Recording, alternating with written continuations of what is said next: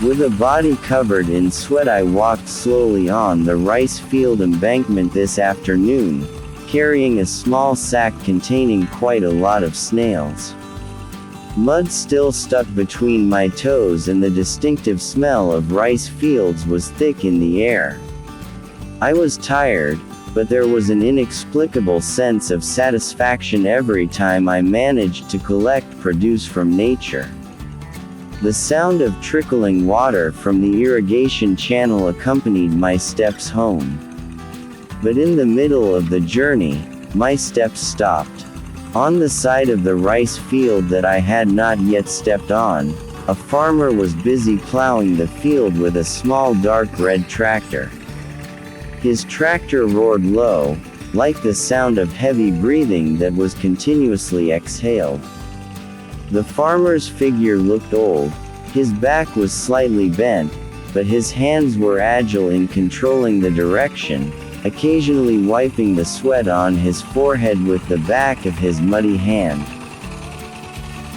The wavy mud left by the plow across the field creates a pattern like an abstract painting created by nature and machinery. Small birds fly behind it, waiting for the dug soil to find worms and small insects that are uncovered. The sky begins to gradate in color, and the silhouette of the farmer blends into nature, a simple scene, but one that holds a beauty and power that is difficult to describe in words. I stand for a long time watching it, feeling a kind of serenity that I have not found anywhere else. The sound of the engine, the trickling water, the chirping of birds, and the wind sweeping the rice form a kind of natural symphony that can only be heard in a place like this. In the silence, I feel as if I am seeing the essence of life: hard work, connection to the land, and loyalty to the passing of time. I approached him, interested in seeing more closely how the old man conquered the muddy and sticky land calmly and with full appreciation. The roar of his tractor engine roared softly, like a twilight song that blended with the sounds of nature around it.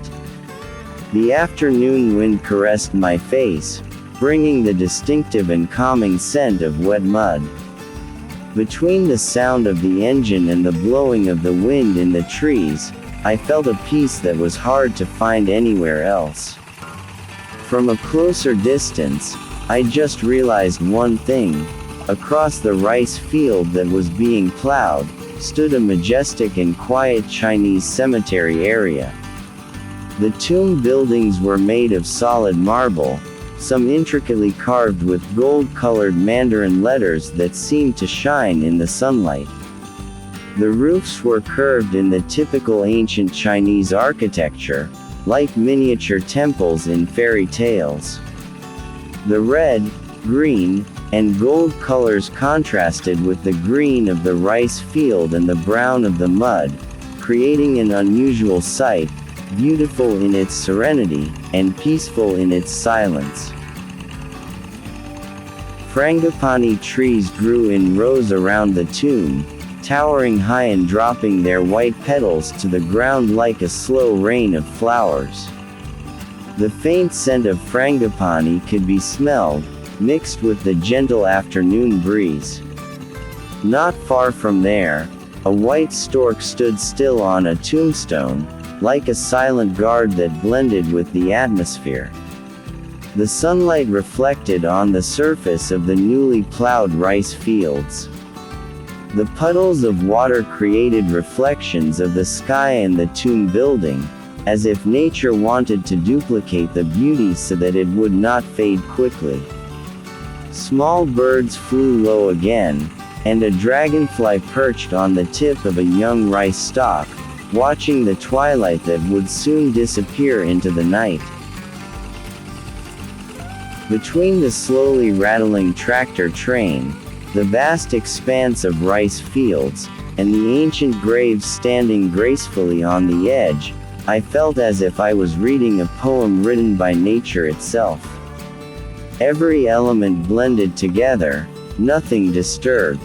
Silence and work, death and life, all side by side in an unpretentious harmony. I stood there for a long time, saying nothing. Just silent, holding a sense of gratitude and amazement for a world this simple, and this beautiful.